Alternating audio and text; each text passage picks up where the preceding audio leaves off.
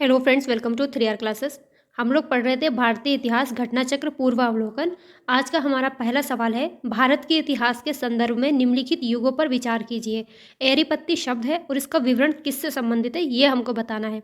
भूमि जिससे मिलने वाला राजस्व अलग से ग्राम जलाशय के रख रखाव के लिए निर्धारित कर दिया जाता था। तनियूर एक अकेले ब्राह्मण अथवा एक ब्राह्मण समूह को दान में दिए गए ग्राम। घटिका प्रायः मंदिरों के साथ संबद्ध विद्यालय। तो राइट आंसर हमारा हो जाएगा ए एंड 1 और 3। एरीपत्ती का मतलब ये होता था जो अलग से जलाशय के रख रखाव के लिए जो दान दिया जाता था, ये भूमि दी जाती थी, उसको एरीपत्ती कहते थे। और जो मंदिरों के साथ में विद्यालय होते थे उनको घटिका कहा जाता था। इसकी व्याख्या देखेंगे। एरीपत्ती चोल प्रशासन के अंतर्गत वे भूमि होती थी जिससे मिलने वाला राजस्व अलग से ग्राम जलाशय के रख रखाव के लिए निर्धारित कर दिया जाता था। 7वीं-8वीं सदी में दक्षिण भारत में घटिका प्रायः मंदिरों के साथ संबद्ध विद्यालय थे। चोलकालीन स्थानीय प्रशासन में बड़े नगरों में अलग कुर्रम ग्राम संघ गठित किए जाते थे जिन्हें तनियूर अथवा तकुर्रम कहा जाता था। निम्न में से कौन सी संस्था विदेशी व्यापार से संबंधित थी? श्रेणी, नगरम, नाना देशी या मणिग्राम। ये दोनों ही सही हैं। नाना देशी और मणिग्राम जो थी विदेशी व्यवसाय से या व्यापार से संबंधित थी। श्रेणी एक ही प्रकार के व्यवसाय करने वाले लोगों की समिति होती थी। गाइस, अब इन सबको जितने वर्ड दिए हैं इनको याद रखिएगा, ये पूछ लेता है। देखिए अभी 2018 में ही पूछा हुआ है ये। नगरम क्या होता है ये पूछेगा। तो व्यापारियों के स्थानीय संगठनों को नगरम कहा जाता था। इस प्रकार के संगठन कांची अथवा मामल्लपुरम में विद्यमान थे। लेखों से हमें विभिन्न व्यापारिक संघों के विषय में जानकारी प्राप्त होती है। ये व्यापारी संघ हैं, कौन से हैं? मणिग्रामम, नाना देशिस या नाना देशी, वलेंग, वलंजियर, इनंगे आदि। मणिग्रामम नाना देशी दूसरे देशों के साथ भी व्यापार करते थे। प्राचीन भारत का निम्नलिखित में से कौन सा महत्वपूर्ण व्यापार केंद्र उस व्यापार मार्ग पर था जो कल्याण को वेंगी से जोड़ता था? कल्याण को वेंगी से जोड़ने वाला व्यापार मार्ग था तगर। तगर प्राचीन भारत का एक महत्वपूर्ण व्यापारिक केंद्र था। यह कल्याण तथा वेंगी के मध्य स्थित था। चालुक्य वंश का सबसे महान शासक कौन था? बार बार हम अपनी क्लासेस में इसको पढ़ रहे हैं। पुलकेशिन द्वितीय। पुलकेशिन द्वितीय चालुक्य वंश के शासकों में सर्वाधिक योग्य तथा शक्तिशाली था। उसने 610 ईस्वी से 642 ईस्वी तक शासन किया। उसकी उपलब्धियों का विवरण हमें कहाँ मिलता है? ऐहोल अभिलेख से प्राप्त होता है। अब ये वनडे एग्जाम में पूछ लेगा कि ऐहोल अभिलेख किसका है, तब याद रखने का पुलकेशिन द्वितीय का है। निम्नलिखित में से किस वंश द्वारा प्रायः महिलाओं को प्रशासन में उच्च पद प्रदान किए जाते थे? बहुत इंपॉर्टेंट सवाल है। कौन से शासन में? तो ये आ जाएगा चालुक्य शासन में। चालुक्यों के शासनकाल में प्रायः महिलाओं को उच्च पदों पर नियुक्त किया जाता था।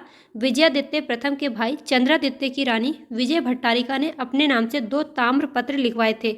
वे एक अच्छी कवयित्री भी थी। यहाँ पे हिंदी की वर्तनी मिल गई। कवित्री कैसे लिखा जाता है ये बार बार एग्जाम्स में पूछा जाता है, कवित्री की वर्तनी शुद्धि में, तो इसको नोट कर लीजिएगा। जब हम कवित्री लिखते हैं, कवि आएगा कवि, इसका स्त्रीलिंग लिखिए, तो जिस वा के ऊपर ई की मात्रा होगी तो वो तो बिल्कुल हमारा ऑप्शन एलिमिनेट हो जाएगा। बस कवित्री होता है, ना कि कवित्री। विजयादित्य ने अपनी छोटी बहन कुमकुम देवी के कहने पर एक विद्वान ब्राह्मण को एक गांव दान में दिया था। कीर्तिवर्मन द्वितीय की महारानी महादेवी के उसके साथ रक्तपुर के स्कंधावार में उपस्थित रहने का उल्लेख मिलता है। इस वंश की विजय भट्टारिका ने कुशलतापूर्वक शासन संचालित किया था। नेक्स्ट क्वेश्चन देखेंगे। उससे पहले गाइज, अगर आप लोगों को चैनल पे वीडियो अच्छी लग रही हो और समझ में आ रही हो तो प्लीज़ इसको लाइक एंड शेयर करिएगा। चैनल पर नहीं हो तो प्लीज़ सब्सक्राइब करिएगा। चालुक्यों की राजधानी कहाँ थी? चालुक्यों की राजधानी वातापी थी, सारे लोग जानते हैं। बीजापुर कर्नाटक जिले के वातापी नामक प्राचीन नगर का आधुनिक नाम बादामी है। 6ठी-7वीं शताब्दी ईस्वी में ये चालुक्यों की राजधानी थी। वातापी के चालुक्य राजवंश का वास्तविक संस्थापक कौन था? पुलकेशिन प्रथम था, द्वितीय नहीं, प्रथम था। कवि कालिदास के नाम का उल्लेख किसमें हुआ है? ऐहोल के उत्कीर्ण लेख में। ऐहोल उस अभिलेख किसका है? अभी पढ़ा था पुलकेशिन द्वितीय का। ऐहोल प्रशस्ति बादामी के शासक पुलकेशिन सेकंड के इतिहास को जानने का एक सशक्त माध्यम है। इस लेख की भाषा संस्कृत और लिपि कैसी थी? दक्षिण ब्राह्मी थी।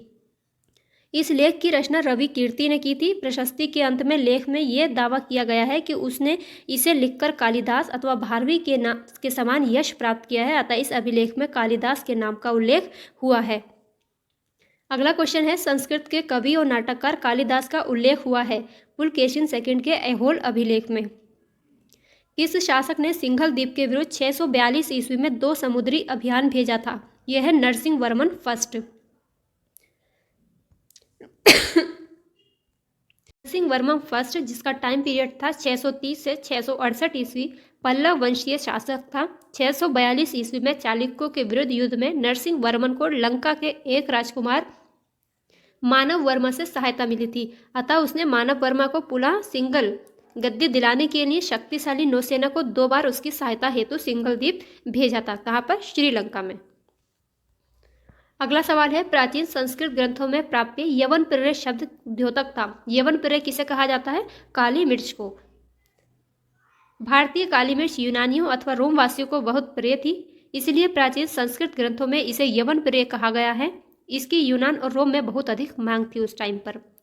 गाइस, आज की क्लास में इतना ही है। कल को इसके आगे के क्वेश्चंस देखेंगे, तब तक के लिए अपना ख्याल रखिए, पढ़ते रहिए। वीडियो पसंद है तो लाइक एंड शेयर जरूर करिएगा। बाय।